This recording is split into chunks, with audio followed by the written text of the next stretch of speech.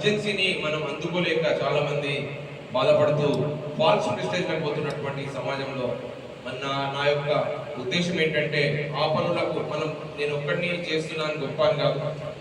మా తమ్ముడు సంజీవ్ కానీ, నరేందర్ అన్న కానీ, సీన్ అన్న కానీ, వీళ్ళందరూ కూడా వాళ్ళకు వీలైనంతగా తమ పక్కింటి వాళ్ళకు, తెలిసిన వాళ్ళకు, మిగతా వాళ్ళకు సేవ చేసే అదృష్టం మన వల్ల స్ఫూర్తి కలుగుతుంది సమాజానికి అనే ఒక ఆదర్శంతో, ఒక ఆలోచనతో నాకున్న ప్రొఫెషన్లోనే మనం అంటాం జనరల్ నాకు టైం లేదండి అని అంటే అతను శుద్ధ వేస్ట్ పర్సన్ అన్నట్టు అర్థం. టైం మంచి పనులకు 100% దేవుడు మనకు కలుగజేస్తాడు. ఎంతైనా సరే ఇప్పుడు మేధస్సు ఉంది, ఒక పర్సన్ ఇంత చేస్తాడు, ఇంకో పర్సన్ ఎంతో చేస్తాడు.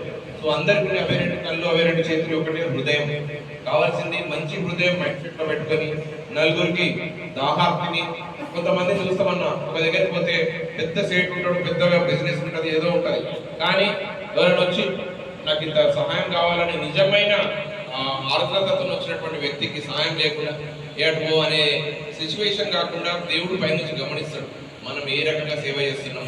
ప్రార్థించే పెదాల కన్నా సహాయం చేసే చేతులు గొప్పయి అని చెప్పి నేను నమ్మిన 100% నీకు మాటల కంటే నీ చేతలు ఎక్కువ పనిచేస్తాయి. ఆ చేతలే ఆ భగవంతుడు ముడతాయి.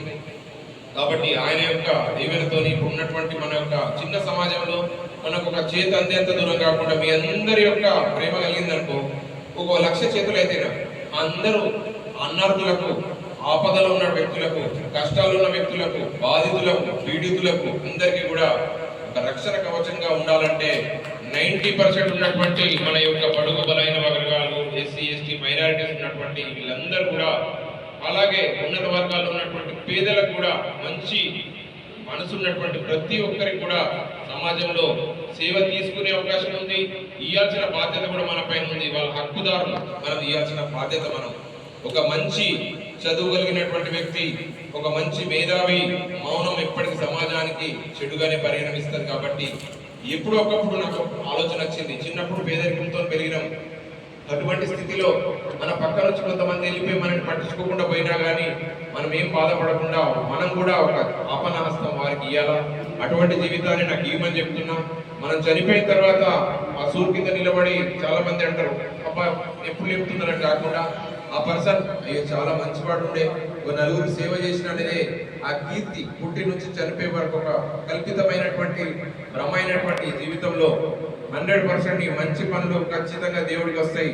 అవి సమాజాన్ని బాగుపరచడానికి ఖచ్చితంగా నీ యొక్క సేవలు, నీ యొక్క ఎగ్జిక్యూషన్, నీ యొక్క మైండ్ సెట్, నీ యొక్క నీతి, నీ యొక్క నైతిక విలువలన్నీ కూడా క్రోడీకరించి సమాజ నిర్మాణం జరుగుతుంది. కాబట్టి ఖచ్చితంగా మీ యొక్క 4th ఎస్టేట్ ప్రజల ముందుకు తీసుకొస్తున్నటువంటి యొక్క మంచి పనులు కానీ, నేను చేసే చిన్న ఉడతా సహాయాన్ని కూడా ఇంత గొప్పగా, ఇంత ప్రేమగా ఆస్వాదించి మీ యొక్క ప్రేమను నా పైన ప్రసరింపజేస్తూ మీ యొక్క షవర్స్, ప్రేమ యొక్క షవర్స్ అన్నిటి కూడా నా పైన ప్రసరింపజేస్తున్నందుకు నేను చాలా అదృష్టవంతుని.